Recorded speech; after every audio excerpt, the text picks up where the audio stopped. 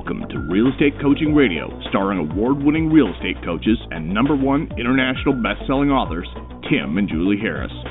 Real Estate Coaching Radio is the nation's #1 daily radio show for realtors who demand authentic, real-time coaching. Get ready for fluff-free, unfiltered, full-strength honesty about what's truly working to get you into action, helping others, and making money now in today's real estate market. Now to our hosts, Tim and Julie Harris. And welcome back to Real Estate Coaching Radio. I have to say, I'm pretty much starting every day going to our private Facebook page and reading the reading the cacophony of comments from members talking about how they're living the doing what you don't want to do and you don't want to do it lifestyle. And it's so funny. They always start out every one of their their comments saying, I didn't want to do it. I hated doing it. I was, barfing in my car before I got out of the car to do it. I had cold sweats from doing it. I tried to talk myself out of doing it. It was just nonstop, mental shit show, and I did it and I got success. It is so cool to see you guys pushing through. Julie and I were talking this morning. Julie, are you on? Julie and I were talking this morning about one of the chapters we're working on in the book. All right, so Julie, let me try it again. I think I'm on. Julie, there you are. Yeah, you're on. Okay, so good. Julie and I were talking about, I clicked the wrong button. I cannot believe after 2,000 shows, I still screwed this up. Seriously, that's what happened. I just didn't click the right button. So Julie and I were talking this morning about one of the chapters in the book. And the topic of today's call, by the way, guys, isn't what I'm about to share with you, but I wanted to share with you something that we're thinking about because I know it will have a direct, immediate, positive impact on your businesses and personal lives. By the way, the topic of today's show is 5-step proven goal of accomplishing plan. This is part 2. We did part 1 the other day. So Julie and I were talking about the event we're doing in July. We're talking about a chapter for the book. We're talking about the event we're doing in Hawaii in December. We're talking about basically this concept. Everyone sort of intellectually understands the idea of doing what you don't want to do when you don't want to do it at the highest level. But the problem is, and what we try to do on this podcast, probably 50% of the time, is drilling down on the how to do what you don't want to do when you don't want to do it at the highest level. And I was trying to help Julie think of a way to express this in a story for the sake of the book, because it's easy for us to just simply, drop into lists. Okay, first thing you do is you wake up in the morning, you have a schedule. Then the second thing you do is this. The third thing you do is that. Okay, that's the easy button for us to go into that type of presentation as far as how you do doing what you don't want to do and you don't want to do it at the highest level. But truthfully, that's not truly drilling down. That's us being lazy and not giving you guys the real practical, tactical information. So I had a little epiphany this morning, and I was thinking about Julie when I had this epiphany. And I'm going to share it with all of you guys. Actually, Julie, you know what? I'll share it and you embellish it, okay? Is that cool? Yeah, fine. That'll work. Okay. Do you mind me telling this story, by the way? It's kind of personal for you. No, it's all right. Because I'm going to do it anyway. It's good. I have to do what I don't want to do when I don't want to do it after all, so it's okay. It's all right. You got feedback. You got feedback on your line, by the way. All right. Okay, so I'm going to call back in, but you can get started. Okay, so here's basically what the idea I had. Because again, my goal, Julie's and I's goal as being coaches, is to help you guys move past a lot of the things that cause you to really not experience any success or the success that you could otherwise accomplish. And really the essence of everything in life is doing what you don't want to do and you don't want to do it at the highest level and focusing on being of service to other people. That really is the drilled down essence of success, those two thoughts. So how do you do what you don't want to do when you don't want to do it at the highest level? How do you actually convince yourself to do that? And so I had the idea that Julie was the living, breathing example of doing what she didn't want to do and she didn't want to do it at the highest level. She's back on, by the way. So, and the way to explain this is Orange Theory. Now, I'm going to explain it because Julie, and she'll embellish it if she wants to, but I'll just, how I remember it. We started going to Orange Theory not even a year ago. About 10 months ago. How crazy is that? So we started going to Orange Theory about 10 months ago. And Julie is somebody who would classify herself as not just being non-athletic. I mean, she's always been lean and in good shape, and she's always done athletic things, and she's always been lean, and she's petite and all that. But she's never been athletic. And to the point where she had convinced herself all the way into her 40s that she maybe had some sort of physical defect that would prevent her from running. That would prevent her. She'd always say, I just can't do it for long periods of time. She's good at sprinting, but she couldn't run for long periods of time. She didn't understand that what she was experiencing was what everybody experiences when they start doing the physical exercise or really doing anything that makes you uncomfortable. She was giving up too soon, and she didn't recognize it. She wasn't drawing a parallel between what she knew professionally. And by the way, she knew this from her, one of her other careers as a professional musician. Julie used to play in orchestras, as you guys know, while we were building our real estate business. She was in some orchestras. And so she knew that she had to do it. She didn't want to do it, and she didn't want to do it at the highest level. But she didn't realize that same process transferred directly to working out. So she had been somebody who had been, say, more on the academic, intellectual side of the equation, and less on the physical side of the equation. And so she did not ever have an experience in her life that would counter her belief that she was less than when it came to her physical ability to run for 5 miles or 10 miles or do some things physically that other people could do. Now, I'm going to get into the exact story, but I'm going to give you guys this background because I think all of you can relate. So she was raised in a family that was also just like that. They were not physical. They did not play sports. You did not go over there on the weekends and see running shoes by the front door. I'm not saying anything bad. I'm just saying a fact.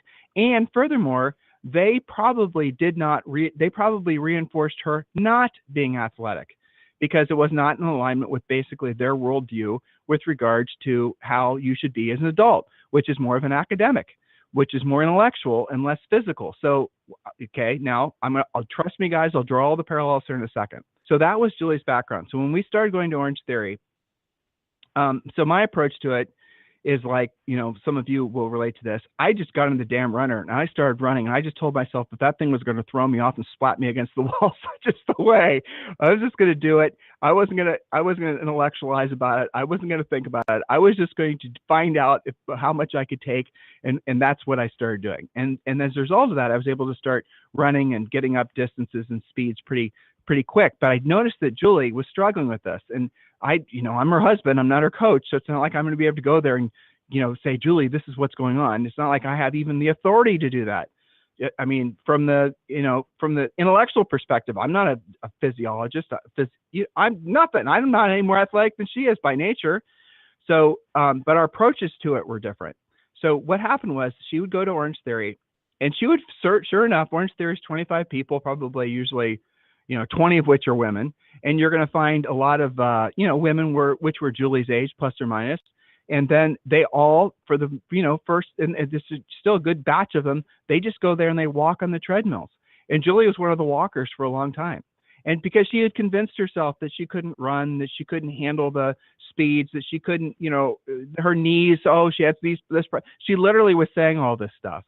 And then she surrounded herself with a bunch of ladies that basically had their own list of reasons why they couldn't, do what was necessary. Even though there were other females, women their age, that were there, that would be covered in sweat, that would be running faster than any of the men, that would be kicking absolute ass on a regular basis. But they weren't gravitating towards the women that were doing phenomenally well.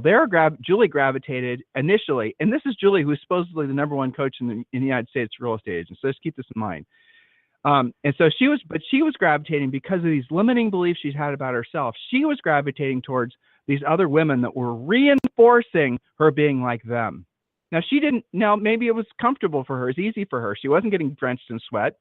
She was showing up looking like she was ready for, pictures to be taken. And she'd leave like that too, every day, even though there was always 3 or 4 women there that were just absolute ass kickers. So what Julie eventually started doing is she would go, and I watched this happen. She had this group of friends that were at Orange Theory, and so she would start to try to run. She would start to try to break free because she was getting sick of her own bullshit, was really what was happening. She was seeing that she could do more. She was gradually getting a little bit stronger, but she didn't realize that she was getting stronger because she never gave herself the opportunity to actually experiment with it. Then she started experimenting, but here's what happened. The gals that she had befriended were still walking.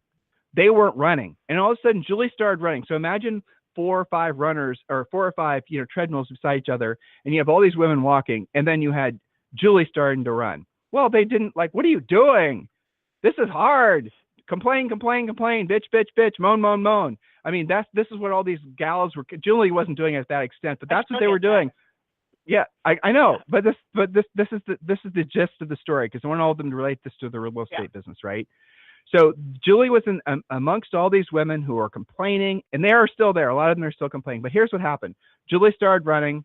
Her friends started rejecting the fact that she was trying to break free of the walking paradigm.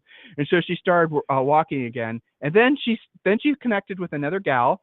And the other gal, I'm not going to take too much credit for this, but I did pick on both of them and tell them that, it prompted them a little bit, tried to get them to compete with each other. And when Julie had this other gal to start competing against, lightly competing, wasn't for real, but then she started having somebody, then she started having somebody who was willing to break free of the walking paradigm and willing to make herself uncomfortable and do what she didn't want to do on a day. Okay, so Julie and this gal, and Erica, if you're listening, we're talking about you, started running. And now these gals kick absolute ass every single day. Now, here's what's really fascinating to watch. A lot of this other group of gals that she was walking with originally, now they're starting to run. They're starting to pick up the pace because Julie and Erica broke free of that lazy paradigm, that limiting belief paradigm, and they then have been following those people as a result. And so what had to happen for her to go through that mental process? What has to happen for you to go through the mental process and realizing that your limiting beliefs are what's holding you back from not just physically doing stuff physical, but doing stuff financial, because that's the essence of our message, right? Can you relate to the story I just told Julie? Because I watched all this happen in the last 10 months. I watch this, Julie and I watch this happen all the time with our coaching clients. But how embedded into Julie's psyche was her belief that something was wrong with her knees, something was wrong with her heart, something was wrong with her ability to breathe, something was wrong with her ability to whatever. So Julie, I'm going to give it over to you. You can self-flagellate yourself to whatever extent you feel. But let's that's right. But let's do the best job we can trying to help people that are going through that process themselves in their businesses. So leave it all in the field, sister. Right. So let's relate this back to something practical and tactical, right? So the facts are, you're right. I probably spent maybe even 30 years specifically hating the treadmill or anything to do with running. Probably started, I don't know, 7th or 8th grade when we had to run track, hated that. And in fact, I can confess that I pretty much skipped all of gym class from there forward. So I didn't have a great athletic background. I had no athletic coaching or training whatsoever. So I had nothing to get me off of hating running and thinking that I suck at cardio and I'm going to die from this. And, as soon as I can't catch my breath, then, I'm like one step away from the hospital. I had nothing to negate that. So I had a lot of, years of anti-running baggage to contend with, which I didn't even realize I had. I just kind of was like who I was and what I dealt with, right? Okay, so it wasn't in, okay, so how do you go from that much hating of something, lamenting it, thinking that you can't do it? This should sound like, things like prospecting, lead follow-up, getting out of your comfort zone for some of you, okay? How do you break out of that? Well, the first thing that I had to do was show up. I had to sign up for Orange Theory, knowing that it was going to be the hardest workout ever. Just by looking at the equipment, I could tell that. So that was a little intimidating. Not only that, but they have heart rate monitors that are displayed on the big screen for the entire class and a real coach on you all the time. So just a little intimidating, like signing up for coaching and doing things that maybe make you a little uncomfortable, like going on listing presentations that are out of your own neighborhood or not a referral. Just trying to relate this back. Okay, so I had to show up. Not only did I have to show up, but I had to show up very consistently. In the stages of learning, this is called concentration. It's like work, work, work, work, work. Where are my results? And along the way, there's a lot of, gosh, maybe this isn't going to work, or I kind of suck at this. It's not for me. All of these types of things, right? So I had to show up enough that I had time to work through all of that and get better. And as Tim described, it really did happen that way. I was starting to walk. I was pretty much surrounded by other people that not only also hated the treadmill, but weren't afraid to talk about that. And they were it's kind of the walk and talk crowd. And probably in every workout class, there's probably still a contingency of that. But I sort of felt like that was my crowd. And then after being consistent and going and going and going and starting to learn more about it through the coaches, through having probably better equipment and monitoring and consistency, I started to make some discoveries along the way. Like I wasn't actually going to die from it. And maybe if I just upped the treadmill by 1 or 2 little micro points each time that I could improve incrementally. That's called showing up consistently. You cannot get to a breakthrough without showing up, without the concentration part. You cannot get to momentum without first going through concentration. It's impossible to skip it. So then I met Erica, and yes, Tim, through a little bit of light harassment or harassment in your case, we discovered some fun, what we call now gamification. And I think Orange Theory is full of a lot of potential gamification. It's part of why they post what you're doing on the board. So for example, Erica and I kind of discovered that you could raise your heart rate so you can get your splat points. You know, you could raise your heart rate faster by not necessarily running faster, but the combination of running a little bit faster and raising your incline. Okay, so that became fun for us. It was kind of like a hack that we figured out. It was becoming fun. Dear God, running was becoming fun. Are you kidding me? I mean, I have these thoughts like, really? I'd rather be on the treadmill than the weight floor? Is that really true? No. I still question that from time to time, having that thought. Okay. So then, of course, Erica has to raise the game on me, and now that she's figured out the inclines, now we're going to race to orange. And we do that every time we're both in class together because it's more fun that way. Then we have to race, now that our game is trying to beat you, Tim, if you haven't noticed. Oh, I'm well aware, and you guys almost did the other day. I'm well aware. The other day, which is hard. It's really hard. So I think that part of it for me as a more academic, intellectual type, I had to understand more. I had to have a coach tell me, for example, on the rower, that once you get to 200 watts, you can get to orange faster. I never would have considered that. I just thought I had to row harder. Well, that gave me something to concentrate on. I understood it. Now, in real estate, this is no different than all of a sudden understanding why it's important to do things like have a pre-listing package and a real presentation that has an actual pattern to it, that it actually works. Now, you might know that in the back of your mind because we've told you that, but until you use it and you get results, you don't really buy it. We know you don't. You actually have to use it and get results, and that's why Tim was referring at the top of this podcast to the Facebook page, where there's so many of you posting, oh my God, I had to do what I didn't want to do and I didn't want to do it, and I had to figure out how to do it at a high level, and lo and behold, what happens? Many of you post, you're not going to believe this. I talked to 3 people and got 3 real leads, and 1 listing already signed, and I sold it, 2 days after I got it. You have to have not just the concentration and the aha moments, but you also have to apply it. I had to see that I could run, that I wasn't going to die, in order to buy that and then get to the next level. For me, I couldn't just skip to the next level without that. Yes. Let's draw parallels. Okay, so guys, I was telling you, and Julie just reinforced it. This is, so first of all, I want you to know that you can't have a coach that's going to be good at coaching unless they themselves are trying to change themselves and improving. The best way to know whether someone's going to be great at something in life in general is if they're always constantly putting themselves under, they're not being complacent. And so we're telling you these stories because we want you guys to know that we're not being complacent ourselves. And because we're not complacent, you're going to feed off our non-complacent energy, as that's the reason many of you listen to the podcast. But here's the parallel. So Julie could have stayed with the, what did you call them, Julie? The caddy walkers? What did you call them? The walk and talkers. The walk and talkers, yeah. The walk and talkers who showed up in makeup, who showed up, basically they never sweated. They had nice little conversations, whatever. Julie could have stayed in the walk and talkers. And the walk and talkers are comfortable. They're easy. They're the ones that are not going to do what they don't want to do, and they don't want to do it at the highest level. Oh, they're showing up. They're going to the gym, but they're really not doing shit. They might as well just stay at home, if we're being honest.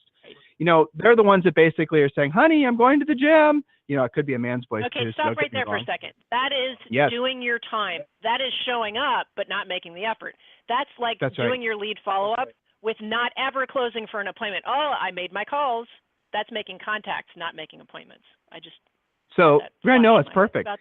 But here's the problem. Those gals tried to pull, they still do. They still try to pull Julie and Erica, and now there's Julie, Erica, and Rachel, and there's some other gals too. And they Emily. Try to pull them back into, Emily. They try to pull them back into their walk and talk group. They do. But the thing is that they refuse. You guys you're getting pulled into walk and talk group is the emails from Zillow. are the emails from all these other companies that are trying to sell you leads, that are trying to sell you into the idea that you can walk and talk and get results, even though intuitively you know it's not true. So all these other, coaches and gurus that are trying to sell you shortcuts, that are trying to literally say, and they will tell you this in the bullshit that they spew, they'll actually say, you don't ever have to be uncomfortable. You don't ever have to make yourself uncomfortable. Why would you say things? Why you don't want to be seen as a salesperson? You don't have to learn any scripts. Just be yourself, being yourself. They say stuff like that. I hear them saying stuff like that. They're lying to you. They're spewing bullshit because they themselves either don't know that long-term ever-increasing success comes from doing what you don't want to do when you don't want to do it at the highest level, or they do know, but they know telling that truthful message makes it so that their product, whatever they're trying to sell to you, has to be 1,000 times hard or 1,000 times more effective, which it isn't. You guys will line up all day long to buy a blue pill that if you take it will make it so you no longer have to go to Orange Theory and do what you don't want to do and you don't want to do it at the highest level. That's what they're selling. They're selling the lazy pill.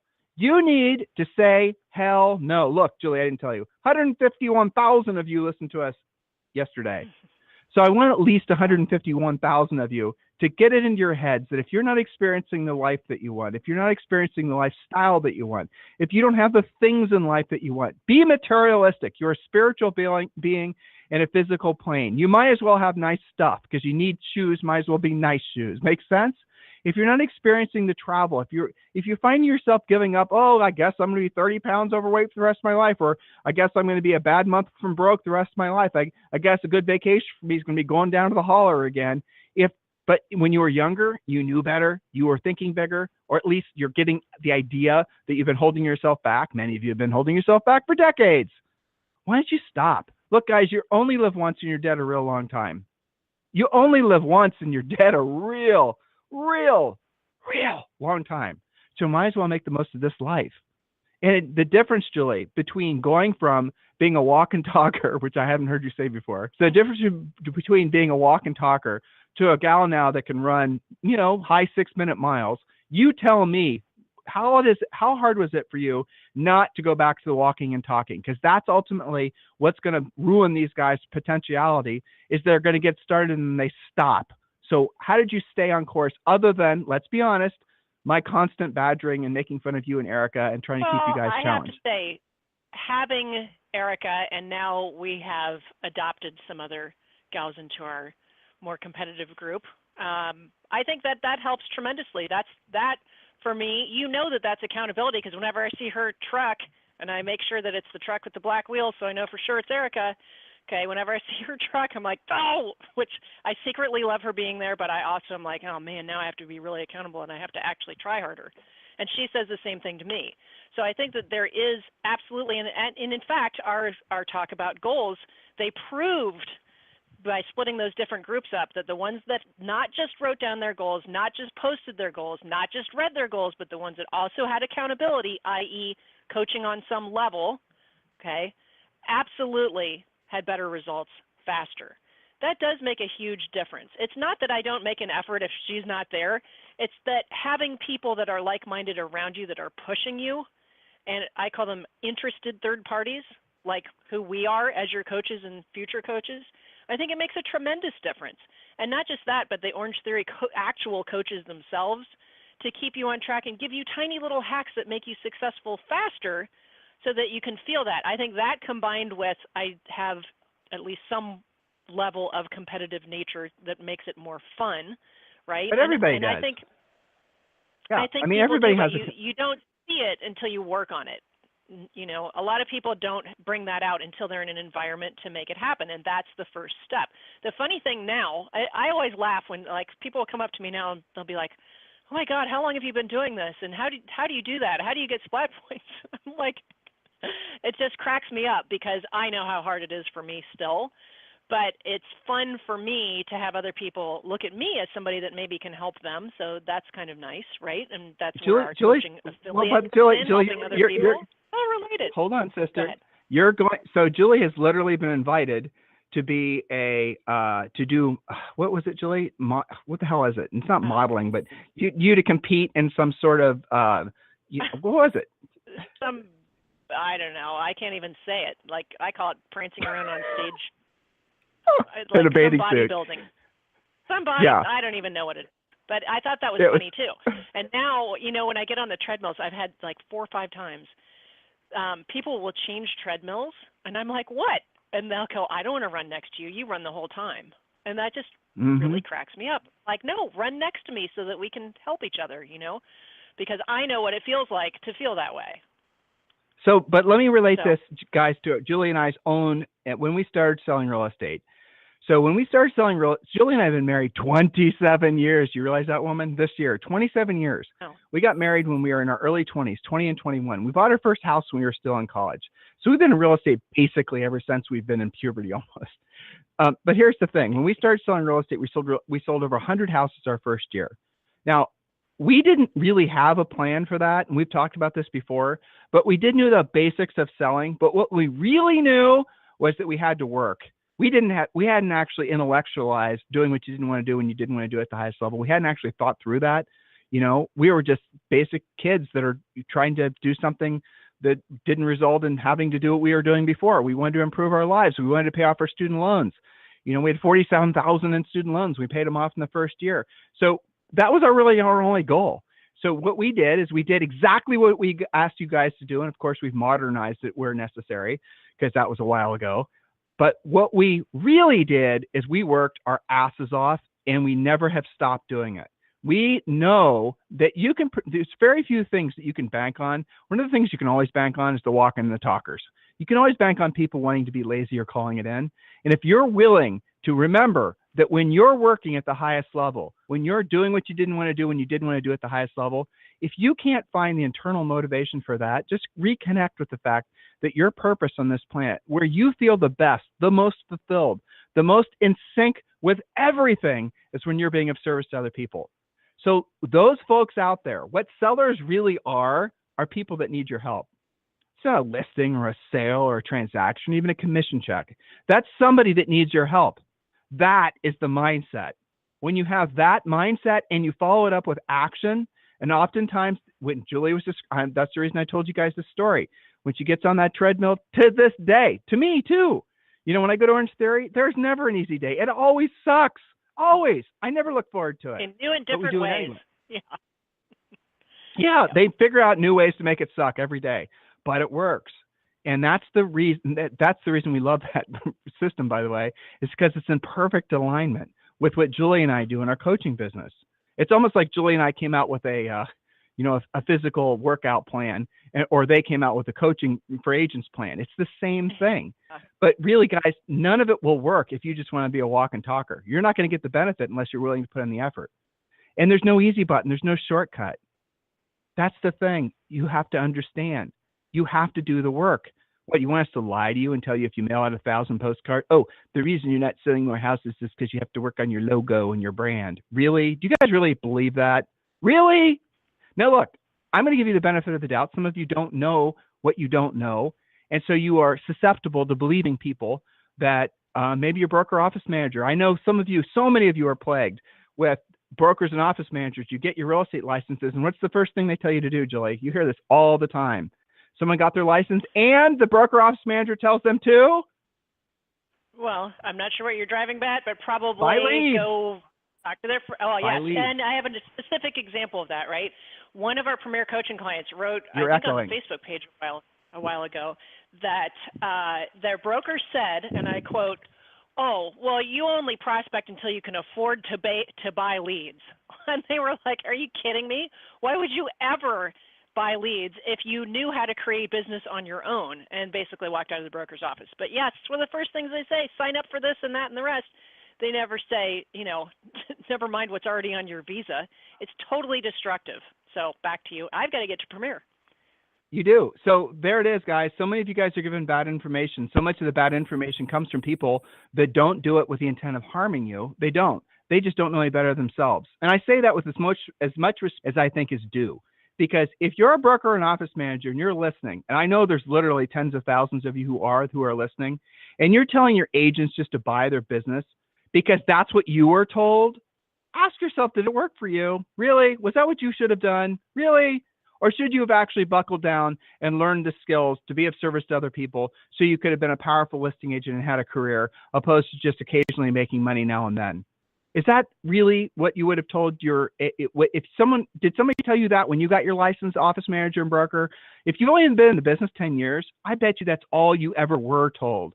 Because since 2007, the era of buying leads began. Well, guess what, guys? The era of buying leads is starting to round the bend because it's become oversaturated. When you hear people complaining about the quality of the leads and you hear a couple of people complaining, you say, blow them off. When you hear tens of thousands of agents complaining that the lead quality sucks, you ought to listen. You ought to learn from their mistakes so you don't have to make the same mistakes.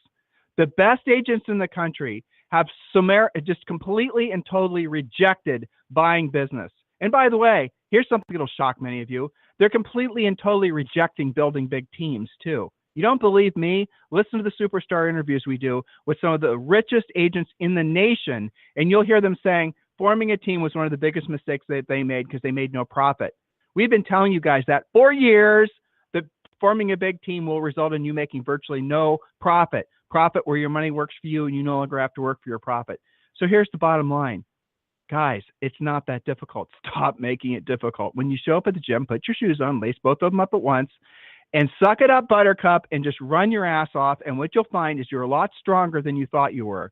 You have a lot more endurance than you thought you did.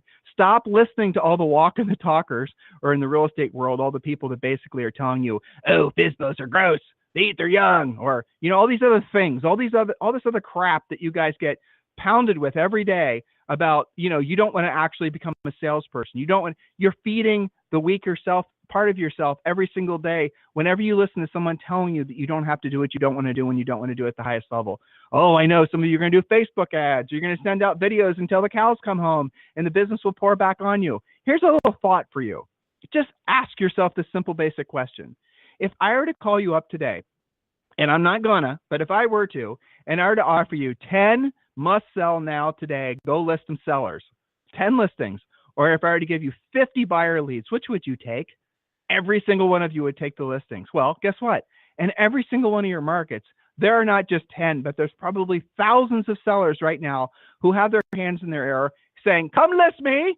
You just have to know what to say. You have to know how to find them. You have to know what to say. And you have to have a professional approach. That's what we do. And the best part, 9 out of 10 of these seller leads are free. You don't have to pay for them. You don't need a big team to go after sellers. And the profit is crazy because the average amount of time, someone did the math on this. We've done it before, but it's hard to know for sure.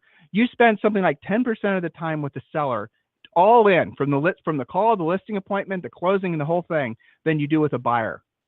How about that? So not only do you make more money, not only is it less hassle, but you can start having a normal life where you don't have to work, basically off hours. You don't have to, as a buyer's agent, you're just working when everyone else doesn't work, which means you're going to give up all your nights and your weekends. You're going to give up all your time with your family. That's the reason you got into real estate. I know what we're saying resonates with a lot of you guys because thousands of you are tuning in every day. You're joining our coaching programs. Some of you are still on the fence. I challenge you, ask yourself this one question. Why is it that you're resisting the obvious? Why? What are you afraid of? Truthfully, why are you afraid? What are you afraid of? By saying, yes, I realize that I've been looking for the easy button my whole life. What has that resulted in? What have you given up? What potentiality? What dreams? Kind of sad, isn't it? It's not too late. If you're listening to us, it's not too late. If you've listened to us for the past 30 minutes or listened to us for the past thousands of shows, it's not too late. There's obviously still something inside of you that wants to do something extraordinary. If you've been waiting, or like many of you, you're showing up, you're just not putting in the effort. That's most of you, let's be honest. It's time for you to really kick it in. There's still time this year to make this your best year ever. Listen, guys, I got to go to a coaching call. If there's anything we can do for you, it's tim@timandjulieharris.com or julie@timandjulieharris.com. You guys have a fantastic day. We'll talk to you on the show tomorrow.